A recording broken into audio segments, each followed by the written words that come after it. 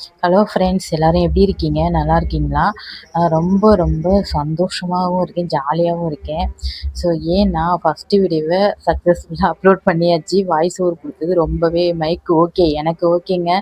ரொம்பவே ம் நல்லா இருக்குது. ஸோ அதே ஒரு ம் அ எனர்ஜிலயே வந்து அடுத்த வீடியோ வந்து வாய்ஸ் ஓவர் குடுத்துடலாம் அப்படின்னு சொல்லிட்டு வாய்ஸ் ஓவர் குடுத்துட்ருக்கேன்.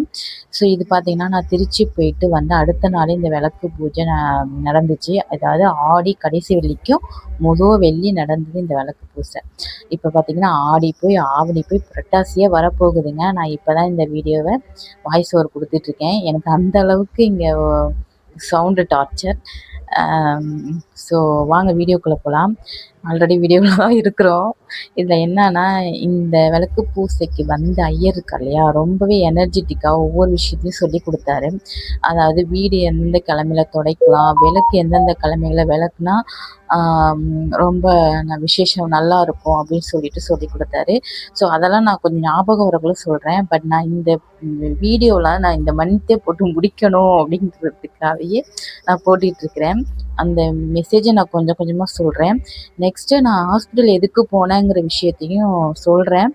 ஆனா வந்து உடனே வேணாம். ஒரு 2 நிமிஷம் போகட்டும். அதுக்கப்புறம் சொல்றேன்.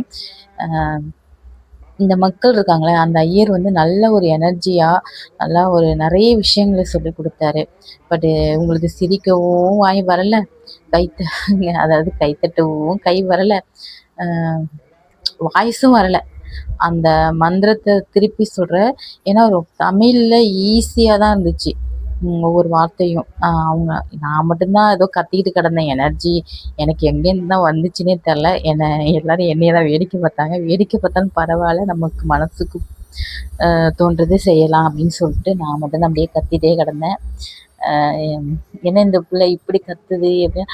அதோடு இல்லாம இதுல இன்னொரு விஷயம் என்னன்னா, அவர் சொன்ன ஒரு சில அந்த மந்திரங்கள் அதெல்லாமே வந்து நான் குருகுலத்துல படிச்சேன். அதாவது வேதாரண்யம் குருகுலம் இருக்கு இல்லையா, அங்க வந்து படிச்சப்போ எனக்கு அந்த ப்ரேயர்ஸ், அதாவது மார்னிங், ஈவினிங் 2 வேளையும் ப்ரேயர். அங்க வந்து அந்த ப்ரேயர்ல சொன்ன பல அந்த மந்திரங்கள்லாம் வந்து அவர் ஒரு லைன் சொல்லவுமே அடுத்தது டக்கு டக்குன்னு எனக்கு வர ஆரம்பிச்சிருச்சு. அவ்வளோ ஈஸியா இருந்துச்சு. ஸோ அவங்கலாம் வந்து பார்த்தாங்க எல்லாருமே, நெறைய பேர் என்னைய வியப்பாவே பார்த்துட்டு இருந்தாங்க.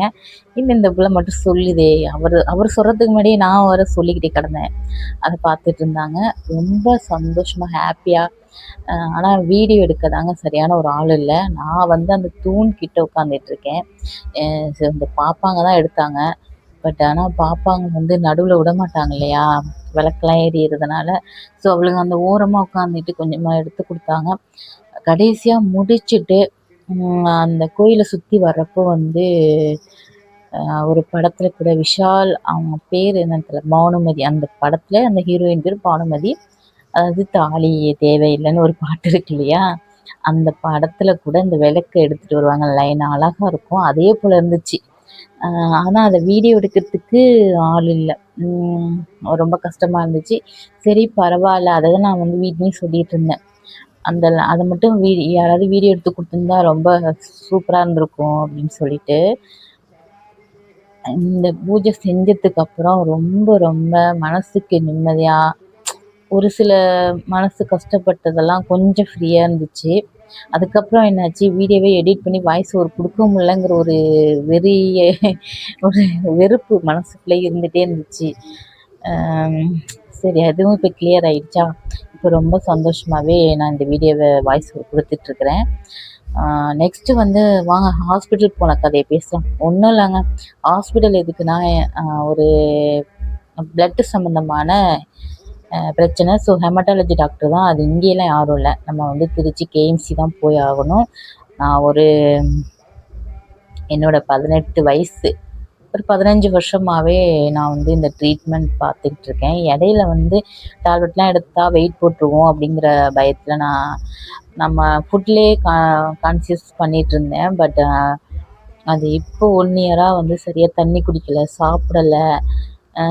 அப்படியே போயிடுச்சா, அதனால வந்து ஒர்க் போயிட்டு இருந்ததுனால அதில் இன்ஃபெக்ஷன்ஸ் அந்த மாரி ஆயிருக்கும். ஸோ என்னால் சரியாக இது பண்ண முடியலை. பார்த்தா பிளட்டும் ஒரு 3 ஹெச்பி ஹீமோகுளோபின் வந்து 3 கிட்ட வந்துடுச்சு. பிளேட்டட் வந்து ஒரு 6,000 கிட்ட வந்துடுச்சு. ரொம்பவே ஒரு கிரிட்டிக்கலான ஸ்டேஜில் தான். ஆனால் நடப்பேன். மயக்கம் வர மாதிரி இருக்கும். ஆனாலுமே என்னை பார்த்து தைரியத்தில் தான் என்னோடய லைஃபே ஓடிட்டு இருந்துச்சு இவ்வளோ வருஷமாகவும். என்னை பார்த்து சில பேர் கேட்பாங்க, இவ்வளோ தைரியமாக எப்படி நீ நிற்கிற முதல்ல அப்படின்னு சொல்லிட்டு. என்னோட ஸ்டேஜுக்கு என்னை ஐசியூவில் அட்மிட் பண்ணியிருக்கணும். ஆனால் டாக்டர் வந்து நான் தைரியமாக இருந்ததை பார்த்துட்டு, நீங்கள் வார்ட்லேயே இருந்து இப்படியே பிளட்டு போட்டுக்கலாம் அப்படின்னு சொல்லிட்டாரு. பிளட்டெல்லாம் ஏற்றிட்டு ஒரு வாரம் கிட்ட அங்கே அட்மிஷனில் இருந்துட்டு தான் வந்தேன். ஸோ அதுக்கப்புறமும் ஃபுல்லாக டேப்லெட் தான். ஸ்டீராய்டு எடுக்கிறதுனால வெயிட் பயங்கரமாக இன்க்ரீஸ் ஆகும். ஸோ ஒவ்வொரு மந்த்தும் நம்ம போயிட்டு வெயிட் செக் பண்ணி அதுக்கப்புறம் தான் டேப்லெட்டு பவர் கம்மி பண்ணி கொடுப்பாங்க நம்மளுக்கு.